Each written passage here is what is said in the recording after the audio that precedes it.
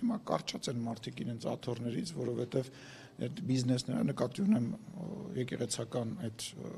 խավը, նկատի ունեմ Կտրիչ Ներսիսյանին։ Լսեք, ով որ վիրավորել է, շատ վատ բան է արել, անընդունել եմ համարում, բնական է, բայց ես նես չէ որ ես Տեր Արամի կողմնակիցն եմ կամ այն մյուսի կողմնակիցն եմ, դա process է, որին ես հետևում եմ, որպես քաղաքացի, որպես հավատացյալ, ես հետևում եմ։ Ես իմ կարծիք ունեմ դրա վերաբերյալ, իմ կարծիքը այն է, որ այն ինչ որ կատարվում է եկեղեցում, նաև այն ձայնագրությունը նկատի ունենալով, որ մարդ կբերես բաներին, թե չէ այստեղ կնշանակվի, այնտեղ կնշանակվի, դա ցույց է դնում այն խնդիրները, որոնք վաղուց կային, այո, վաղուց կային այդ խնդիրները եկեղեցում, որպես կառույց ունեցել է, հիմա ակնհայտ է, որ պետք է լուծվի այդ հարցը։ Ես անկեղծ չեմ տեսել, բայց կրկնում եմ, լրագրողի նկատմամբ յուրաքանչյուր բռնություն անհարգալից վերաբերվում, մենք հոդվածել ունենք դրա հետ կապված, Պետք է նայեմ Շողիկ ջան, չեմ նայել, կրկնում եմ, կգտնեն, թողանեն, ինչի մի մտցրեք ինձ իրավապահների դաշտ, ես կարամ որպես ասում եմ գնահատական եմ տալի լրագրողի յուրաքանչյուր, ես լրագրողների հետ նես չի որ միշտ հարթ եմ, բայց այնուամենայնիվ լրագրողի գործունեությունը խոչընդոտել, անթույլատրել է։ Դավիթ Համբարձումյանի եթե դատական գործ ընթանում չկա բացակայելու արգելք, դա խնդիր չի, իրավապահ համակարգը արդյոք պատշաճ է։ Ես դրա մասին խոսեցի, ես մի քիչ դուք ուշ եկաք, ես ասացի իմ համար օրինակ զարմանալի է, որ ինչ են բաց թողել ինքը ոնց է հատել գնաց իմ համար այս process-ի մեջ հարցը դա։ Պետք է լինի ձեր իշխանության համար միշտ այդ խոշոր ցկներին հաջողվել է երկրից դուրս գալ, հետո նոր իմացան, որ վայ գնաց։ Նարեկ ջան, խնդիրը կանում է նրանում, որ դուք ինձ քաղաքական գործիչին, չգիտեմ, մեր խմբակցության ղեկավարին, վարչապետին եւ դատական իշխանության դատավորին նույնականացնում եք։ Այդ նույն տրամաբանությամբ շատ ու շատ մարդիկ կան եւ շատ վճիրներ կան, որոնք օրինակ նույն Ռոբերտ Քոչարյանի հետ կապված, Սերժ Սարգսյանի հետ կապված, իրանց մերձավորների հետ կապված, որոնց հետ կապված մենք էլ դժգոհություն ունենք եւ ասում ենք ոնց կարելի է որ օրինակ այս մարդը հիմա դուրսն է, այս մարդու հետ կապված որոշումը սենց է կա։ Մի նույնականացրեք։ Կարողացել բարեփոխումներն այնպես անի արտարդացիան, որ այդպիսի խնդիրներ չլինեն։ Ես ձերդ համաձայն եմ, իշխանությունը խնդիր ունի եւ բարեփոխումները շարունակվում են եւ բարեփոխումների հետ կապված իրոք խնդիր կա դատական համակարգում եւ բոլորս դրա մասին գիտեն, բայց միևնույն ժամանակ պետք է բան անենք, արձանագրենք, որ կան լավ դատավորներ, կան կայացած դատական մարմիններ եւ բաներ, ասենք, պետք չի միանշանակ ամեն ինչը սևով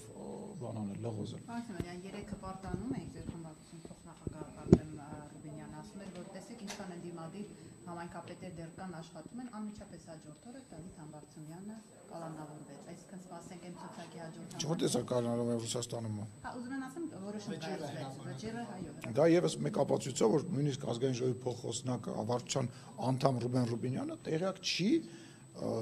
արկա իրավական process-ներից, հակառակ պարագայում ինքը առնվազն դա չէր ասի։ Ու երկրորդը կրկնում եմ,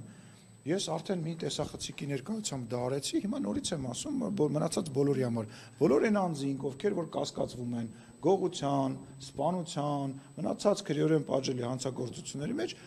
դիմում գրեք հանրապետական կուսակցություն եւ դրանից հետո ներկայացրեք դա կամ դաշնակցություն եւ դրանից հետո ներկայացրեք ազատ ներկայացրեք դա որպես քաղաքական հետապնդում։ Այս ինչ տրամաբանություն է։